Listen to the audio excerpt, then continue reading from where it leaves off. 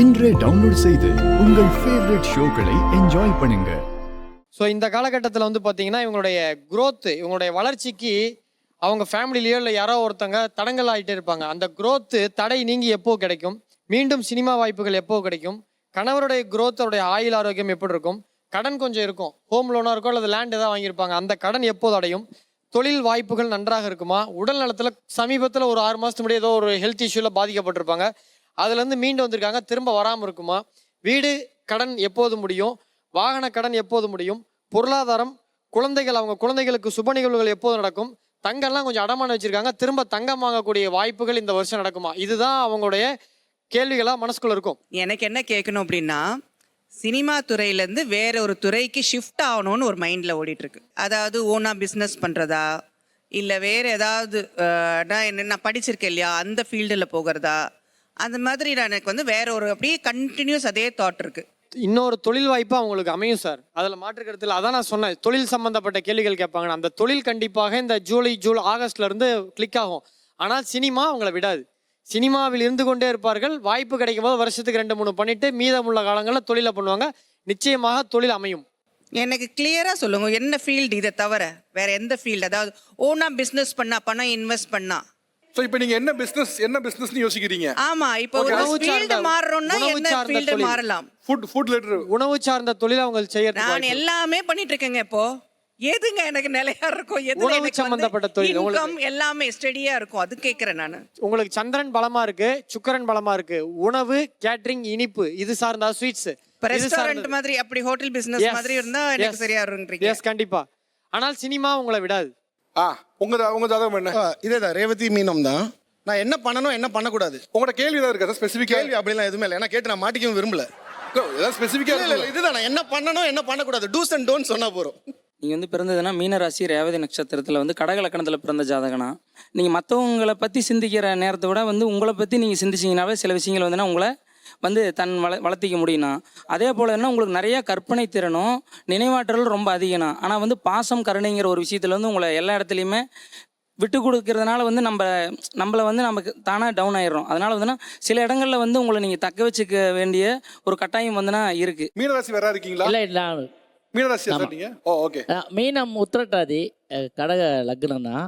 7.5 சனி நடக்குதுன்னு சொன்னாங்க. இது 2வது ரவுண்டு அப்படின்னு சொன்னாங்க. எனக்கு எனக்கு 46 முடியுது. இப்போ என்னன்னா ஒரு 2-3 ஆக்சுவலாக நான் ஒரு நடிகனா ஒரு 20 வருஷமாக வந்து நிறைய படங்கள் நடித்து நடிகனாக ஒரு அடையாளம் காணப்பட்டேன். காதல் சுகமான தெரியும் அப்படின்ட்டு. இப்போ டைரக்ஷனில் வந்து நான் தொடர்ந்து 2 படங்கள் பண்ணேன். 2016 ஒரு படம், 2017 ஒரு படம் அப்படின்ட்டு. ஆனால் அதுக்கு பிறகு இந்த வருஷம் தொடக்கம் நல்லா இருந்தது. ஒரு 2 படம் தொடங்கி ஆரம்பிக்கிற மாதிரி இருந்தது, அதெல்லாம் ஸ்டாப் ஆகிடுச்சு. இப்போ எனக்கு தொடர்ந்து அதை பண்ணுறதா இருந்தால் இந்த குரு பயிற்சியில் எனக்கு ஏதாவது சாதகமான விஷயம் நடக்குமான்னு கேட்குறேன். நான் அஸ் அ டைரக்டராக நான் ஜெயிக்கணும் அப்படின்னு சொன்னால் நான் என்ன பண்ணணும் என்ன பண்ணக்கூடாது? மீன ராசி அப்படிங்கிறதே மோட்ச ராசின்னு சொல்கிறாங்க. சூரியன் தான் நீங்கள் வந்து கேட்கக்கூடிய ஒரு உயர்வு. சூரியன் தான் ஹெட்டு. நான் உயர்வாக ஒரு இடத்துல இருக்கணும் அப்படின்னா அந்த இடத்துல வந்து கேதுவோடைய பயிற்சி வந்து உட்காந்துருக்கு. அப்போ அது கொஞ்சம் முடக்கி வச்சுருக்கோம். அப்போ 11th மந்த்ஸ், இப்போ நவம்பர் டிசம்பருக்கு மேலே ஒரு நல்ல காலம். நீங்கள் ஒரு டைரக்டர் ஆகணும் அப்படின்னா சூரியன்னா என்ன, உயர்வாக இருக்கக்கூடியவர். காலையில் எந்திரிச்ச உடனே சூரிய நமஸ்காரம் ஃபஸ்ட்டு. ஒரு டம்ளர் தண்ணி எடுத்துக்கோங்க. அந்த டம்ளர் தண்ணியில் அருகம்புல்லோ தர்பப்புல்லோ, யாரெல்லாம் உயரணும், யாரெல்லாம் நான் ஒரு பெரிய லெவலுக்கு வரணும் அப்படின்னு நினச்சாங்கன்னா அந்த தர்பப்புலியும் அல்ல ஒரு அருகம்புலியும் போட்டு சூரியன் கிட்ட வந்து அந்த காமிங்க அந்த டம்ளர் தண்ணியை. அதே தண்ணி பிம்பத்தை உங்களுடைய ஃபேஸ் பாருங்க. அப்போ சூரியனுடைய கதிர் D3 நல்லா இருந்துச்சு, நம்ம ஆக்டிவா இருக்கோம்னு சொல்றாங்க இல்லையா, சூரியனுடைய ஒரு கதிர் மூலியமா தான். அப்போ என்ன ஆகும்னா அவருடைய பிம்பமும் உங்க பிம்பமும் ஒரு கதிர் வீச்சு ஒளிப்பற்றும். அப்போ நேரடியாக தலைஸ்தானம், தலைங்கிற ஒரு ஸ்தானம். அப்போ அந்த தலைஸ்தானத்தில் வரும்போது நிச்சயம் ஒரு உயர்வு இருக்கும். உங்களை உயர்த்தக்கூடியவர் ஒரு பெண்ணாக இருப்பாங்க. ஓகே, பொதுவான பலன் சொல்லுங்களேன். மீனராசிக்கான பொது பலன்கள். மீனம் ராசி வந்து பொதுவாக வந்து ஜென்மத்தில் சனி பகவான் போகிறாரு. ரொம்ப குழப்பமாக, மனபயமாக, தொந்தரவாக இருக்கிற மாதிரியான சூழ்நிலைகள்னு சொல்லுவாங்க. ஆனால் குரு பார்வை உங்கள் ராசிக்கு படுறதுனால அந்த குழப்பங்களோ தொந்தரவுகளோ இல்லாமல் அடுத்த கட்ட மூமெண்ட்டுக்கு நீங்கள் நல்லா போவீங்க. முதலீடுகள் போட்டு தொழில் செய்கிறது அப்படின்ற விஷயத்தை மட்டும் கொஞ்சம் குறைச்சிக்கணும். இடமாற்றங்கள், நீங்கள் விரும்பியபடியான இடமாற்றங்கள் கிடைக்கும். சார், மீனராசிக்கு இந்த விஷயங்களில் கொஞ்சம் ஜாக்கிரதையாக இருக்கணும். இந்த மீனத்துக்கு வந்து இப்போ பாசிட்டிவாக வந்து மீனம் தான் குருவுடைய அதிபதி.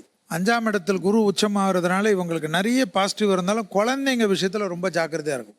குழந்தைங்களை திட்டுறது, குழந்தைங்க கூட தகராறு பண்ணுறது, குழந்தைங்களுடைய பழக்க வழக்கம், குழந்தைங்க வண்டி வாகனம், குழந்தைங்க படிப்பு, குழந்தைங்களுக்கு ஒரு தொந்தரவெல்லாம் மீன ராசிக்காரங்க பேரண்ட்ஸ் வந்து கண்டிப்பாக அதில் கவனமாக இருக்கும். குழந்தைகள் விஷயம்தான் இவங்களை டிஸ்டர்பன்ஸ் பண்ணும். அந்த விஷயத்தில் ரொம்ப ஜாக்கிரதையாக இல்லைன்னா பெரிய தப்பு வரும்.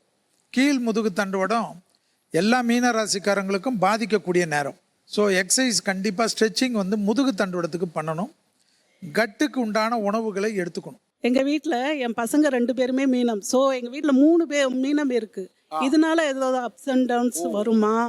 என் பெரிய பையனுக்கு வந்து உத்திரட்டாதி நட்சத்திரம், வேலை வாய்ப்பு கிடைக்குமா? 2வது பையனுக்கு வந்து ரேவதி நட்சத்திரம், திருமணம் செட் ஆகுமா? அப்புறம் ஹெல்த் இஷ்யூஸ் எப்படி இருக்கும் இந்த குரு பெயர்ச்சிக்கு பிறகு? ஒரே வீட்ல 3 மீனம் இருந்தா பிரச்சனை வருமா? ஜாதகம் என்கிட்ட இருக்கு. அவன் ஜாதகம் உங்ககிட்ட இருக்கா? ஓகே. ஆனா அவங்க ஜாதகம் தான் ஜாதகமா டேட் ஆஃப் பர்த் தான் கொடுத்திருக்காங்க, டைமிங் கொடுக்கல. அது ஓகே. இப்போ அவங்க கேக்குற ஒரே வீட்ல 3 மீனம் இருந்தா பிரச்சனை வரும் கேக்குறாங்க. அது வருமா? ராசி வந்து ஒரே மாதிரி இருந்தா பிரச்சனை இல்லை சார். அந்த நட்சத்திரமும் ராசி ஒன்னா இருக்கும்போது தான் சில பிரச்சனைகள் அப்படின்னு சொல்றாங்க. உங்களுடைய இந்த கோச்சார ரீதியா எடுத்துக்கிட்டோம்னா சந்திரன் இன்னைக்கு பூச நட்சத்திரம், இன்னைக்கு நேரப்படி பூச நட்சத்திரம், ஒரு வீடு கட்ட ஒரு அமைப்பு இருக்கு, உங்களுக்கு அதை ஆல்ட்ரேஷன் பண்ணக்கூடிய ஒரு அமைப்பு கூட இருக்கு.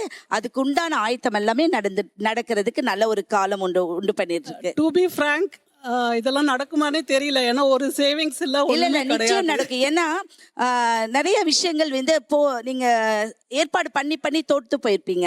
அதுல இந்த காலம் நீங்க கேட்கிற நேரம் பூச நட்சத்திரம் தாமதம்னு சொல்லுவாங்க. ஆனா பூச நட்சத்திரம் ஒரு ஜெயிப்புக்கு உண்டான ஒரு நட்சத்திரம். வீடு கட்டுறதுக்கு வாய்ப்பு இருக்கு. அவன் மகனுக்கு கல்யாணம் கேட்டாங்க. அது எல்லாமே இப்ப தாமதம் இவங்களுடைய லைஃப்ல வந்து தாமதமாயி செகண்ட் ஆப்ஷன் சொல்லுவாங்க. முதல் ஆப்ஷன் எதுவுமே வெற்றி அடையாது, 2வது ஆப்ஷனும் வெற்றி அடையாது, 3வது ஆப்ஷன். ஏன்னா பூசம், அனுஷம், உத்திரட்டாதி இந்த 3 நட்சத்திரமே ஒரு தாமதமான நட்சத்திரம். அப்ப இந்த 3 நட்சத்திரங்க அப்படிங்கும்போது 3வது ஆப்ஷன் நிச்சயம் ஜெயமாகும். ஒரு எக்ஸாம் எழுதுறாங்க அப்படின்னா 3வது தடவை எழுதும் போது ஒரு எக்ஸாம் எழுதும். அப்ப மீனம்னா நீர் சம்பந்தப்பட்டது. அப்ப இவங்க இருக்கக்கூடிய இடத்துக்கு பக்கத்தால ஒரு நீரோட்டம் இருக்கிற மாதிரி இருக்கும், இல்ல கோயிலோ ஸ்கூலோ நிச்சயம் இருக்கும். சரி, ஓகே. சோ வீடு கட்ட வாய்ப்பு இருக்கு, கல்யாணத்துக்கு வாய்ப்பு இருக்கு. Okay, done. மீனராசிக்கு மட்டும் பரிகாரம் எதுவுமே சொல்லல. மீனராசிக்கான பரிகாரம்னா ஒரு தடவை திருச்செந்தூர் போங்க, அங்க போயிட்டு பிச்சை எடுத்து அந்த சாப்பாடை சாப்பிடுங்க.